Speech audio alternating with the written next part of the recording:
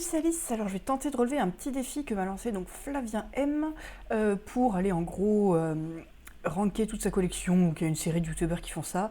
Il utilise donc PubMeeple et je vais tenter de faire un peu pareil, qui propose donc des duels de jeux. Je vais peut-être pas tout passer et je vais commencer par raconter ma vie, donc sur ma ludothèque. Alors avant ça je vais peut-être tenter de... Alors il y a un petit truc à savoir, c'est que moi ma ludothèque elle est un petit peu chaotique. Mon nom sur Board Gaming c'est Lililis. Et en fait je vais raconter un petit peu ma vie. Mais globalement j'étais en couple 10 ans avec un joueur, ça fait maintenant 4 ou 5 ans qu'on est séparés, qu'on ne vit plus ensemble.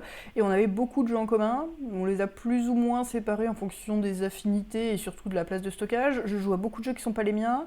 Je crois que cela j'ai pris en compte donc les jeux que j'avais marqués comme possédés qui ne sont pas forcément à jour, plus les jeux auxquels j'ai joué, sachant qu'il y a 2 ans parmi les 15 derniers où j'ai noté toutes mes parties et pas les autres. Donc ça va être un petit peu aléatoire, le mes jeux là-dedans est un petit peu bizarre, mais voilà. Du coup on va tenter, on va bien voir ce que ça donne. Du coup, le premier duel proposé, c'est Infernal Wagon contre Ex-Libris. Donc Ex-Libris, c'est un petit jeu un peu façon poste d'ouvrier qui est assez fluide, que je trouve assez plaisant, sans rien avoir d'exceptionnel non plus. Et Infernal Wagon, c'est un jeu de rapidité qui est sorti relativement récemment où on doit jouer en coop à plusieurs, à poser des cartes au bout d'une route, un peu à toute vitesse, qui était assez bordélique. J'étais un petit peu déçue, moi qui aime bien les jeux de toute vitesse, on va dire Ex-Libris. Hop. Poison, alors c'est pas cette version-là qui est connue en France, c'est un jeu de... Alors, je vais dire des bêtises. Mais bon, en tout cas, c'est un super jeu. Ça s'appelle Vendredi 13. Avant, ça s'appelait Poison. C'est un jeu de pli où il y a des chaudrons, où dedans, on va mettre des cartes. Et le but, c'est de ne pas faire déborder le chaudron. Donc, il y a 3 couleurs de chaudron. Et dès que ça dépasse 13, on récupère toutes les cartes. Et le but, c'est d'avoir un minimum de points sur ces cartes à la fin, sachant qu'il y a des poisons qui peuvent aller dans n'importe quel chaudron. Et que chaque poison, en fin de partie, vous feront perdre 2 points. Vous gagnez, enfin, bon, faut avoir moins de points que les autres, quoi. Et chaque carte de couleur 1 point, sauf si vous êtes majoritaire dans la couleur. Donc il y a un petit peu des paris à faire et c'est vraiment malin. Sagrada, c'est un jeu de placement de dés chez soi qui est assez connu, que moi je trouve sympa mais sans plus. Donc pour moi, clairement, Poison, c'est un très bon jeu. Voilà, mais ça ressemble à ça. Globe Twister, c'est un jeu de rapidité un petit peu où on doit reconstituer une image devant soi. Je me souviens plus bien, je l'ai gagné, j'y ai joué une fois ou deux. Et Pierre des Mers du Nord, j'y ai joué une ou deux fois et j'aime pas trop non plus. Je trouve ça assez plat. On va dire Globe Twister, mais voilà. Fancy Feathers ou Faisanerie, c'est un jeu donc de Friedman Friese là, qui est sorti à Essen. Un jeu de cartes où avec une boîte on peut jouer à 2, mais 2 ça n'a pas l'air d'être une bonne config, avec 2 boîtes on peut jouer jusqu'à 4. C'est plutôt malin sur de la collection, avec on se place sur la route, et donc c'est toujours celui à l'arrière de la route qui joue, on peut aller aussi loin qu'on veut, mais si on va loin forcément on laisse plus d'opportunités aux autres, puis on rajoute des cartes au bout de la route. Il y a différentes familles, score de différentes manières, pourquoi pas. J'ai pas trouvé ça forcément que ça marche aussi bien que possible, j'ai envie d'essayer avec d'autres familles. À voir. Northgard, moi j'ai pas du tout aimé, j'en ai déjà parlé, c'est pas un jeu pour moi. J'aime pas trop ce que ça fait. Il y a le fait qu'on puisse être assez étouffé assez vite qui donne un côté. Alors c'est pas que le côté mauvais perdant, mais même globalement ce qu'on fait dedans m'intéresse pas beaucoup. Et ouais, je pense qu'il peut plaire à des joueurs qui ne sont pas moi, justement pour le côté un peu thématique, un peu tout ça. Alors entre 3 Dice et Sabika, là pour le coup c'est 2 jeux que j'aime bien. 3 Dice ça a l'avantage d'être vachement rapide, c'est un espèce de... C'est pas du roll and write, mais c'est un truc avec des poules de dés à choisir sur différents lieux qui vont nous permettre de... Si c'est du roll and write. Bon, de cocher des cases chez nous pour activer les choses, je trouve ça assez malin, assez simple. Je referai une partie avec plaisir, c'est pas le must-have absolu, mais ça marche bien. Et Sabika, moi c'est un gros coup de cœur, donc voilà, j'en ai déjà parlé aussi. C'est vrai que je parle un peu plus vite des jeux dont j'ai déjà pas mal parlé récemment. Otis, j'y ai joué il y a longtemps, j'avais pas trop aimé et je me rappelle plus parfaitement pourquoi. J'avais trouvé que ça manquait un peu de sens ou de fluidité, mais je mets beaucoup de précautions sur ce que je dis parce que ça fait très longtemps, mais j'avais pas réussi à accrocher. Alors qu'il y a des trucs Fond Game que j'aime bien. Et Findorf, alors moi ça j'aime beaucoup, c'est un petit peu con-con, hein, je pense que les parties se ressemblent. Je sais pas si j'en ai reparlé récemment, mais j'y ai pas mal joué au final, peut-être que dans des configs avec pas beaucoup de joueurs. On construit une ville, pour ça on a des cartes en main, on a un marché commun. Normalement on les draft, les cartes qu'on a en main, et pour ça il faut des joueurs qui ont déjà joué. Et ça va nous permettre de faire de la production, donc il y a 4 actions. C'est très simple, en fait, à chaque tour on choisit une des 4 actions. Si c'est une action qui est en amont de celle qu'on a faite, on fait une phase de revenu. ce qui va nous permettre de faire l'action, donc l'action principale qui est poser des bâtiments plein de fois pour se développer, pour mettre fin à la partie. En gros, et on a plein de points quand on a réussi à poser des cartes. Moi j'aime bien. Voilà. Je suis pas sûre que ce soit exceptionnel, mais j'aime bien. Red November, c'est un coop où on peut s'échapper tout seul, qui est un petit peu chaotique, avec un petit côté pari sur combien de temps je mets pour une action, et je lance un dé en fonction de plus j'ai passé de temps, plus j'ai de chances de réussir. On y jouait pas trop mal à une époque, ça a un thème qui prend plutôt bien. Voilà, c'est... Je le trouve pas parfait, mais il marche bien. Et prêt à porter, alors ça c'est un jeu auquel j'ai un petit attachement parce que c'est un des premiers jeux inconnus des scènes auxquels j'ai joué. J'ai joué à d'autres jeux des scènes avant, mais celui-là il était vraiment pas connu. J'aime bien ce qu'on y fait, il est ressorti en français-anglais là, et non en anglais-allemand. Il y a des compétitions sur diverses choses, c'est de l'Eurogame, c'est vraiment de l'Eurogame. J'ai vraiment envie d'y rejouer en fait, où on fait nos collections, je me rappelle plus de comment ça marche. J'ai beaucoup joué à Red November et moi prêt à porter. On va dire November, mais ouais, prêt à porter, vraiment, s'il y a des gens qui veulent refaire une partie avec moi prochainement, je suis partante. Hop. Portal of Morse ou Cyrano. Alors, Cyrano, c'est un jeu qui est tout bête. On vous donne des rimes, on vous donne un thème, donc 2 rimes, par exemple en 1 et en wa, et va falloir faire 4 vers. 2 qui finissent par 1, 2 qui finissent par wa, forme libre, a priori, sur un thème donné. Alors, dans la nouvelle version, c'est avec des dés, par exemple comiques, avant c'était des cartes, par exemple arbre. Et donc après, chacun raconte son poème, et le but c'est de voter un peu comme les autres, donc même si on fait pas les bons poèmes, on peut marquer des points, ça peut être cool pour ceux qui sont un peu moins bons, mais qui ont envie quand même de jouer au jeu. Ça peut donner des trucs assez rigolos, c'est un jeu sans être un jeu, hein, c'est une excuse pour écrire des petits poèmes qui n'en sont pas vraiment. Moi j'aime bien ce côté défi de trouver un truc à la con là maintenant tout de suite. J'en ferai pas non plus 12 milliards. Portal of Morse, c'est un jeu que j'adore. Qui est très moche, qui marche mal. Faut adapter vraiment les règles pour que la difficulté soit bien dosée. C'est trop facile tel que c'est écrit dans les règles. Nous on met 2 fois plus de méchants et ça marche toujours bien. Et c'est vraiment du tower defense. On a une ligne d'ennemis qui va avancer vers chez soi. Et le but c'est de tous les tuer sans qu'il y en ait qui pénètrent. Et ceux qui pénètrent nous font des points de vie en moins. Pour ça on va avoir 4 héros. Jusqu'à 4 héros. 2 au départ je crois. Qui vont se déplacer sur la map et qui vont avoir certaines caractéristiques de où est-ce qu'ils peuvent tirer, à quelle distance, pour aller donc tuer ces petites choses-là. Donc à chaque fois, on a les monstres qui arrivent, on fait agir chacun de nos héros pour aller faire donc ces déplacements et tuer les gens autour qui peuvent. Donc il y en a qui ont des attaques de zone, d'autres pas. Puis les monstres redescendent, ça va nous faire gagner des sous. Les sous nous permettent d'améliorer nos héros qui leur donnent de nouvelles capacités.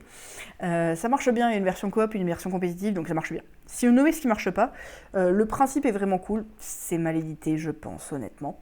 Mais ouais, ça fait partie des jeux. Je vais peut-être l'amener ce soir. J'aime bien ce jeu. Voilà.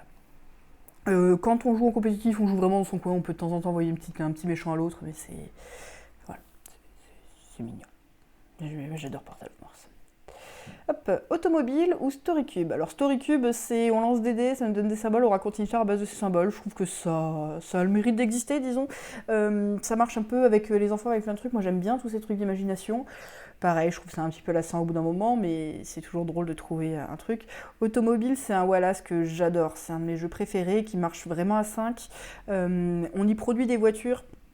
Donc là, on est dans de l'Eurogame, un peu jeu de gestion financière, disons, plus ou moins, et de marché. On produit 3 catégories de voitures, bas de gamme, moyenne gamme, haut de gamme.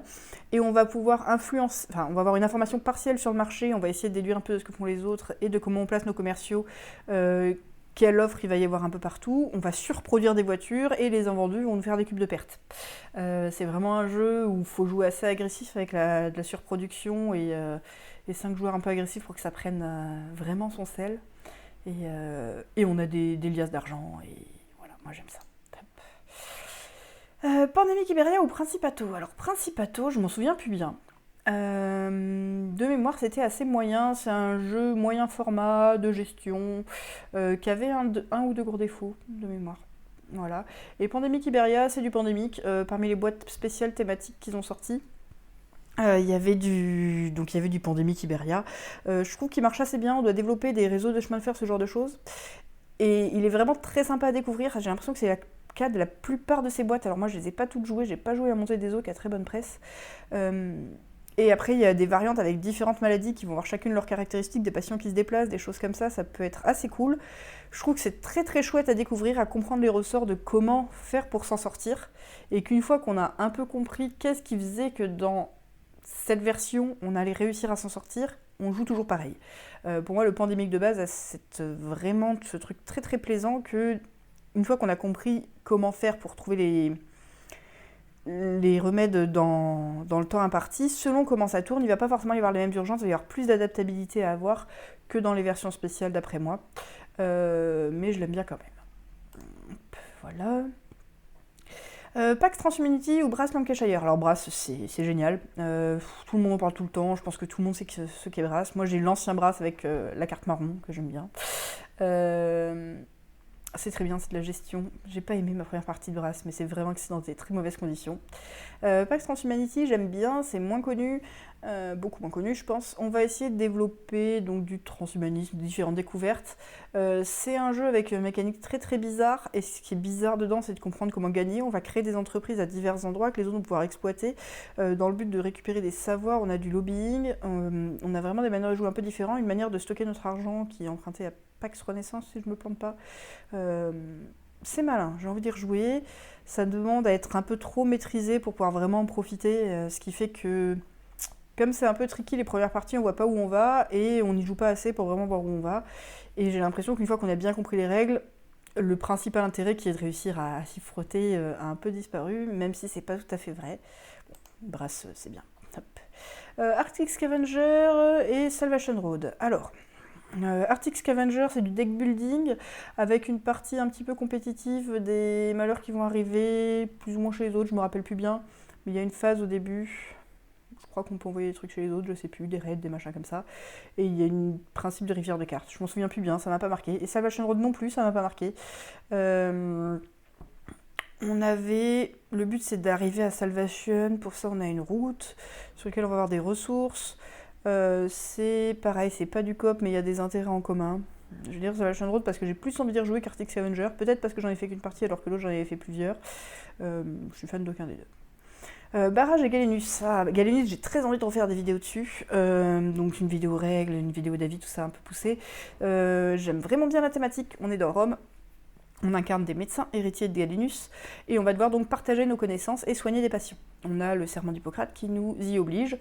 Et on va gagner des points en ayant plus de connaissances que les autres, en participant aux conférences, plein de choses comme ça, avec une possibilité de victoire immédiate que si les joueurs savent un peu jouer et s'empêchent un peu de gagner, normalement c'est pas censé arriver. Mais voilà, c'est du Aeon Games. Et Barrage, c'est un de mes jeux préférés, bien tendu, avec je pense que beaucoup de gens connaissent, mais vraiment cette question de décompte et de maintenant plus tard, de construire au maximum. Pareil, il faut qu'il y ait des joueurs assez compétitifs autour de la table, et pour moi c'est un jeu à 4. Pour que ce soit vraiment salé, quoi. Et bon, Barrage, pour moi, c'est un indémodable. Galenus, c'est partie un peu de mes jeux du moment. Je pense que Galenus, on s'en lasse assez vite. Barrage, je sais pas si je m'en lasserai un jour. J'ai pour Unlock. Alors, ça va peut-être me mettre les différents Unlock. Alors, moi, j'avoue que je confonds un peu. Et apparemment, là, il y avait Alice au Pays des Merveilles. Alice au Pays des Merveilles, c'était chouette. J'aimais bien ce que ça faisait avec le thème et les cartes. Sherlock Holmes, j'avais moyennement aimé une mémoire, mais c'était un peu différent, du coup, ça c'était cool. Et les trucs pixels, là, j'avais trouvé ça très cool. Donc moi je suis une grande fan d'Unlock. Et Jaipur, moi c'est un jeu que je trouve qui marche très très bien à deux. Donc c'est un jeu à deux cartes un peu tactiques où à chaque tour on a une rivière de cartes, soit on récupère des cartes, donc soit on récupère une carte et on remet une dans la rivière, soit on en récupère plusieurs de même type et dans ce cas on remet des cartes de notre main ou des chameaux, soit on va vendre un lot de cartes de même couleur contre un jeton de points. Ou alors on récupère des chameaux, on récupère tous les chameaux d'un coup et ça remplit la rivière. Donc il y a un peu une question de quand est-ce qu'on libère des opportunités à l'autre, comment on gère son timing pour bien vendre à bon moment avec un nombre de cartes qu'on n'a pas le droit de dépasser en main. C'est très malin en jeu à deux, moi j'adore les Unlock. Pour moi Unlock c'est une meilleure expérience de jeu, mais Jaipur j'aime beaucoup. Bon, c'est difficilement comparable. Hop, Almana Crystal Peak et Super Lucky Megabox. Alors, Almana, il y a deux jeux, c'est le deuxième, celui-ci, avec des plateaux un peu plus variés. Ça va être de la pose d'ouvrier en assez léger, avec un petit bouquin, et à chaque fois qu'on fait une page, à la fin de la page, on va aller à une autre page, et ça nous fait un petit récit de voyage, où on va poser des bonhommes pour récupérer des ressources et vendre des ressources, globalement.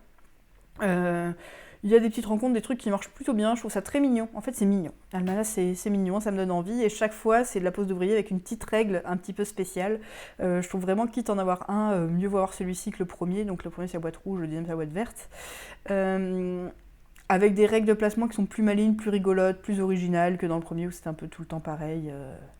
Voilà, là il y a plusieurs effets tempo, plusieurs trucs un peu surprenants, plusieurs trucs qu'on est content de les voir. Le premier c'était aussi mais moins. Et Super Lucky Megabox, c'est du draw and write assez aléatoire, qui est rigolo avec un effet bingo. On complète des lignes, ce qui va nous donner différents bonus, différents moyens de recompléter d'autres lignes. On va choisir un petit peu quelle carte on va prendre ensuite. On choisit dans quel ordre on remplit nos trucs pour essayer d'optimiser tout ça. Il y a des petits choix et beaucoup de hasard. Moi je le trouve très très plaisant. Super Lucky Megabox, Super Mega Lucky Box, je pense que je pourrais le ressortir pas mal de fois. Almana peut-être un peu moins. Almana, il y a un côté de tendresse, il y a un côté jeu pour enfants, enfin je sais pas, ça... Allez, je vais voter Almana, mais ça pourrait être l'inverse. Alors, Port-Royal ou Deal with the Devil. Deal with the Devil, donc c'est le jeu à 4 là qui est sorti à Essen, donc c'est CGE, à 4 piles avec des échanges cachés et des rôles cachés. Il y en a un qui est le diable, un qui est un cultiste, deux qui sont des humains, avec un jeu de développement au Moyen-Âge où il faut construire des bâtiments. L'idée est sympa, en pratique je trouve ça trop laborieux, les étapes sont un peu trop découpées, on n'est pas pile dedans pour observer les choses, ça... il y a un côté un peu qui me fatigue dedans. Et je trouve que la construction des bâtiments, tout ça, ce qu'on fait au final n'est pas extrêmement intéressant. On récolte quelques ressources pour faire des bâtiments et tout le monde n'a pas le même ressources et on peut essayer de deviner qui a échangé quoi contre des âmes ou des choses comme ça, mais ouais, il y a un côté où il manque quelque chose, où il y a quelque chose en trop, où ça... Voilà. Port-Royal, moi j'aime bien, c'est un jeu de cartes léger, pas ultra léger non plus, avec les principes de stop ou encore, on peut remplir la rivière, et ensuite on va acheter, les autres vont pouvoir acheter l'ordre du tour, plus ou moins, selon ce qu'on fait. Qui donc va donner un côté un peu stop ou encore, où le encore va surtout nourrir les autres. J'aime bien Port-Royal, ça fait longtemps que j'ai pas joué. Hop, alors, Cubosaur ou Battlestar Galactica. Alors, Battlestar Galactica, moi je trouve qu'il marche pas si bien que ça, donc c'est du coopératif avec traître, avec des silons. Les premières parties que j'ai faites, j'ai beaucoup aimé, et les suivantes, beaucoup moins, parce qu'en fait, il n'y a pas si tellement d'intérêt à bluffer. Plus le temps passe, moins j'aime aussi le bluff, faut bien le dire. Mais saboter ouvertement, quand les non-saboteurs font pas n'importe quoi, enfin voilà, et je trouve que le côté caché marche pas si bien que ça, le côté gestion est plutôt sympa mais pas oufissime, j'aime quand même bien, voilà, je refuserai pas une partie mais je suis pas si fan que ça. Cubosaur, c'est rigolo. Pour le coup, c'est vraiment un petit jeu de cartes. On pioche une carte et soit on l'accepte, soit on la refuse. Dans ce cas, on redonne une carte de notre main et c'est au suivant de l'accepter ou de la refuser, etc. Sachant que ça va jouer par lot de cartes, ou des fois ça va être intéressant d'avoir, des fois pas, de même couleur, d'avoir des majorités, et que si on refuse trop, on n'a plus de cartes. Donc il faut un peu bien doser tout ça avec un côté très aléatoire, mais assez mignon. Je vais quand même dire Battlestar. Precognition ou Witness. Alors, Precognition, donc j'y ai pas mal joué dernièrement. C'est donc un jeu des ludonautes. On va avoir un petit bateau qui va se balader dans des marais pour aller sauver des populations. C'est un jeu très épuré. On a 4 caractéristiques, les gens en bonne santé, le nombre de médecins, la prévention des dangers, le nombre de petites batteries qu'on a, et la nourriture. Il faut réussir à avoir un nombre maximum de gens vivants à la fin de la partie. Pour ça, on prend des actions. Si on fait une action bleue, ça augmente la population. Si on fait une action verte, ça augmente nos médecins ou soigneurs de danger. Et pour ça, il y a un système de draft un petit peu original où on a 4 cartes, 2 devant nous, 2 en main. On va devoir en choisir deux pour le voisin, une pour notre voisin de droite, on va recevoir une de notre voisin de gauche, et on va en jouer une pour nous. Et il y en a les 2 autres qui vont passer au voisin pour le tour d'après, qui va nous renvoyer une. Donc il y a un peu prévoir comment se mettre dans la position d'avoir des trucs qui combattent bien au coup d'après, parce qu'il y a des lots de couleurs qu'on aime bien avoir ensemble, et parce que quand on a 2 cartes de même couleur, ça nous donne des cartes plus puissantes, et parce que sur notre petit plateau, on va développer des pouvoirs pour avoir certains types de cartes. Les plateaux avancés pour ça sont vraiment plus cool, ça permet d'avoir des stratégies un peu plus orientées, et c'est un peu plus intéressant dans la manière de jouer les cartes. Moi j'y rejouerai vraiment avec plaisir. Peut-être pas tout de suite en réenchaîner 15, j'en ai vraiment pas mal joué, mais c'est un jeu que je pense pouvoir vraiment jouer sur la durée et qui est très sympa à découvrir, qui est très épuré, je trouve ça très bien ce que ça fait. Et Witness, c'est un jeu que j'adore, qui est très très bizarre, c'est un jeu de téléphone arabe. et d'enquête. Donc on a une petite situation qui se présente à nous, chacun ouvre son livret d'enquête, on joue forcément à 4, ambiance Black et Mortimer, moi je connais pas, voilà. On regarde chacun notre indice, ensuite on va le souffler à l'oreille du voisin qui va le souffler à l'oreille du voisin, mais tout le monde va faire ça en simultané. Et normalement, une fois qu'on a fait un tour de table, on a entendu les 4 indices, sauf qu'il peut y avoir eu des trous, il peut y avoir des choses. Ensuite, il va y avoir une classe de résolution, et là, c'est plutôt malin. C'est qu'il va souvent y avoir des éléments qui vont s'ajouter au moment de la résolution, et là, il va falloir essayer de résoudre d'après ce qu'on savait au départ, d'après ce qui nous a été dit, qu'est-ce qui s'est passé, où sont tels trucs, des fois, c'est de la...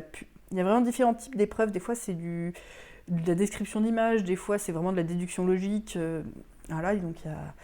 Et des fois, il y a un peu plus d'enquête, mais ça, c'est assez rare. Et... Du coup, une fois qu'on pense avoir la solution, donc chacun secrètement, on compare, et là, faut que tout le monde est juste, en gros. J'aime vraiment bien le principe, il est vachement original, faut 4 joueurs motivés par ce type de jeu, c'est pas Covid compatible, tout ça, mais j'aime bien ce que ça fait. Les gens autour de moi aiment pas tellement, mais moi j'adore. Hop. Alors, Worldcraft ou Honshu. Honshu, ça va être un jeu, on va avoir des cartes devant nous, il va y avoir une sorte de pli. Quand on prend le pli, on va récupérer une carte au choix, ou la plus grosse, je ne sais plus. Et du coup, ça va nous donner des cartes avec des paysages, donc je crois que c'est qu'il y a 6 cases par carte ou quelque chose comme ça, et qu'on va devoir un peu superposer devant nous pour avoir des territoires de couleurs, plus ou moins, je me rappelle plus, qui vont nous faire des points, selon des critères dont je me rappelle plus. L'idée est sympa, du pli qui permet d'avoir un peu différents types de cartes. Après, je trouve que la tension du pli, elle est un peu boiteuse, parce que finalement, on maîtrise pas assez ce qu'on va recevoir en fonction de ce qu'on fait, donc je trouve que c'est pas complètement du hasard, mais qu'est-ce qu'on a envie de faire pendant le pli, pour moi c'est pas assez clair. Du coup là-dessus, au final dans la réalisation, je suis un petit peu déçue, même si je suis très contente d'avoir découvert. Worldcraft, j'aime beaucoup ce que ça fait, ça j'ai découvert à Essen. C'est un jeu de mots et de lettres, donc on va devoir chacun notre tour composer un mot, avec un peu autant de lettres qu'on veut, et pour ça on va prendre des cubes qu'on va poser sur les lettres disponibles, donc on joue tous avec les mêmes lettres. Et à la fin, celui qui est le majeur... Donc, je fais un mot, tu fais un mot, je fais un mot, tu fais un mot, etc. Si on joue un peu à 2, bon, c'est mieux à plus, mais voilà. Et à la fin de la manche, quand quelqu'un n'a plus de cube devant lui, en gros, on va regarder qui est majoritaire sur chacun des mots. Ah bah c'est moi qui utilisais le plus de R, j'ai 2 points. Sur chacune des lettres comme ça. Et en plus de ça, il y a des objectifs à réaliser, donc par exemple, faire un mot qui commence par une lettre bleue et finit par une lettre verte, bon, parce qu'il y a des couleurs de lettres, et, ou des enchaînements de lettres, il y a chaque fois 4 objectifs, et donc on essaye de faire ces objectifs en même temps qu'on essaye de faire nos mots, en même temps qu'on essaye de grappiller les majorités intéressantes. Je trouve que c'est un bon twist au jeu de mots, au jeu de lettres, et ça c'est cool, c'est une bonne découverte. Il est en anglais, donc les cartes sont pas parfaitement adaptées à jouer en français, mais ça marche pas mal quand même tel quel, quasiment. Hop. Voilà, alors Evergreen ou Subastral, il s'appelle pas comme ça, il s'appelle Écosphère en français. Alors, Evergreen, j'y ai rejoué récemment, on plante des arbres, on les fait pousser, il y a du soleil qui arrive, ça fait des points de victoire. Pour ça, à chaque fois, il va y avoir un marché de cartes, donc si on joue à 4, il y a 5 cartes disponibles, le premier joueur en choisit une, puis le deuxième, puis le troisième, puis le quatrième. La dernière carte est mise de côté et ça va renforcer les points du type de territoire qu'il y a dessus en fin de partie. Le truc assez mignon, c'est que le premier joueur va choisir parmi les 4 cartes qui restent à quelle carte est associé le premier joueur du prochain tour, donc celle qui pense que les autres joueurs ne veulent pas, pour qu'elle soit choisie le plus tard possible et qu'il joue le plus tôt possible au prochain coup. Ça c'est plutôt un joli petit twist, je trouve, sur le passage du premier joueur. Et ensuite, une fois qu'on a notre carte, ça nous dit sur quel type de terrain on va pouvoir construire des plantes, et là on a 3 types d'actions, soit mettre des pousses, soit faire pousser des arbres, soit faire pousser des arbres et mettre des pousses. En gros, pas dans la même quantité. Et ensuite, sur notre carte, il y a une petite action spéciale qu'on pourra faire qui va se renforcer de tour à tour. Ça marche assez bien, c'est très fluide dans sa catégorie, c'est pas vraiment ma catégorie, mais c'est plaisant. Écosphère, c'est un tout petit jeu. Les parties durent entre 10 et 20 minutes. Je trouve qu'il est très bien à 2-3, à plus, ça devient plus chaotique. On a un marché de cartes au milieu, alors pas vraiment, en fait, il y a des numéros de 1 à 6, et à chaque tour, il y a 1, 2, voire 3 cartes par colonne, des fois un tout petit peu plus. Et on va choisir de jouer une carte pour la rajouter à une colonne. Et là, on va prendre soit une carte inférieure pour récupérer les cartes en main, soit donc un des paquets des cartes inférieures pour récupérer les cartes en main pour pouvoir rejouer plus tard, soit un des paquets des cartes supérieures pour pouvoir les poser devant soi. Et le truc assez malin, c'est que le décompte des points pour jouer devant soi, ça va jouer donc par... chaque fois qu'on a une nouvelle couleur, on la met forcément à droite, chaque fois qu'on a une couleur qu'on a déjà, on la met en colonne. Et on va avoir des points pour nos 2 meilleures couleurs. Donc on a envie d'avoir des grosses séries de cartes loin. Donc les cartes qu'on va beaucoup récupérer, elles ne sont pas toutes dans le même exemplaire, de les avoir récupérées, pas trop tôt en début de partie, mais d'en récupérer assez quand même. et aussi pour les collections complètes. On peut vraiment être bloqué en fonction de si on n'a pas assez de cartes en main ou ce genre de choses, donc il y a une petite question de timing, de trucs à faire. Enfin, je trouve malin.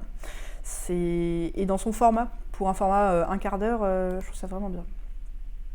Voilà, je vais peut-être encore en faire 2-3 puis m'arrêter. Hein. Alors Vivarium, c'est un jeu tout récent où on va devoir faire de la collection de cartes. Pour ça, il y a 2 dominos, par exemple un 2 et un 4, et dans ce cas, je regarde dans la grille qu'est-ce qu'il y a en 2-4 ou en 4-2, et je choisis une de ces 2 cartes, et je rends le domino qui était précédemment devant moi, je l'échange contre un des 2 autres dominos. Bon bref, un truc comme ça. C'est pas exactement ça, mais voilà. Ce qui laisse des choix à l'adversaire auquel je contribue très légèrement. Pour récupérer des cartes en essayant de faire ces petites collections. Ça marche, pour moi c'est assez quelconque, mais c'est pas inintéressant, les pouvoirs sont plutôt bien faits, c'est plutôt joli. Cartagena, c'est un vieux jeu assez classique, moi j'ai envie de dire, on a un circuit assez classique, enfin pour moi très connu, mais je pense qu'il y a des gens qui aujourd'hui le connaissent moins. Il y a 6 symboles, on a 6 ou 8 tuiles qui s'alternent avec les 6 symboles, à chaque fois pas dans le même ordre. On a des cartes en main, et on a plein de bonhommes. Et à chaque tour, par exemple, si je joue une épée, je vais sur le prochain symbole, je choisis un de mes bonhommes et je l'emmène jusqu'au prochain symbole à partir de lui vers la sortie, épée non occupée. Ou alors je prends un de mes bonhommes, je le recule jusqu'aux prochaines cases avec des bonhommes. S'il y a un bonhomme dessus, je pioche une carte. S'il y a 2 bonhommes dessus, je pioche 2 cartes. S'il y a 3 bonhommes, je ne peux pas m'arrêter, je vais plus loin. Donc c'est vraiment une question de gestion de comment est-ce qu'on a sa main, de se créer les circuits au bon moment, de profiter des opportunités des autres sans trop leur en laisser.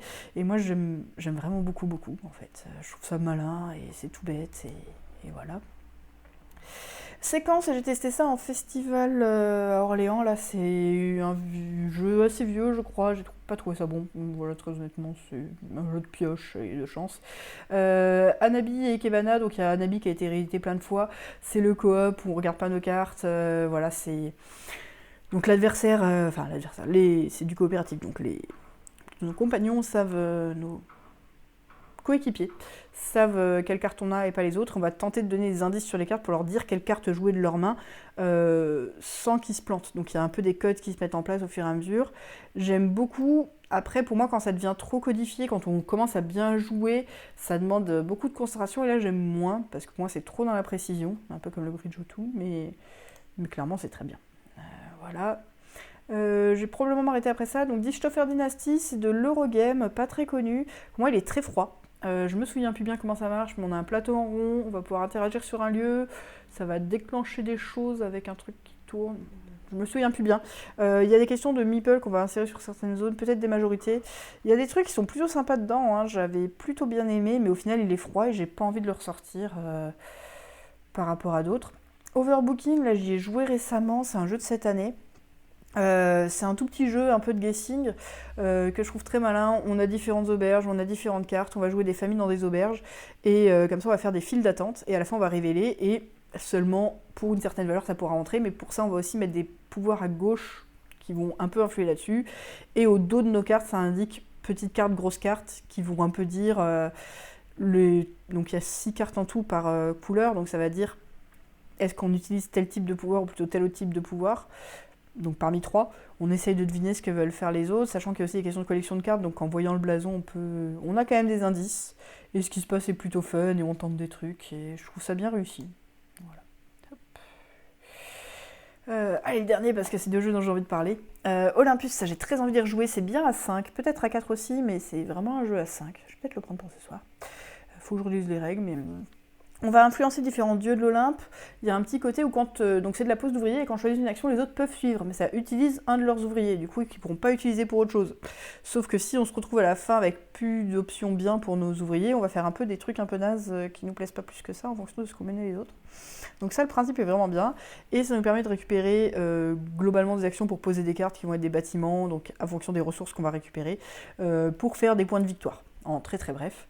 C'est vraiment bien, c'est pas connu et c'est très cool à ne pas connaître confondre avec Olympus, qui est juste pas le même jeu. Voilà. Donc ça, j'y rejouerai peut-être prochainement et dans ce cas, j'en reparlerai.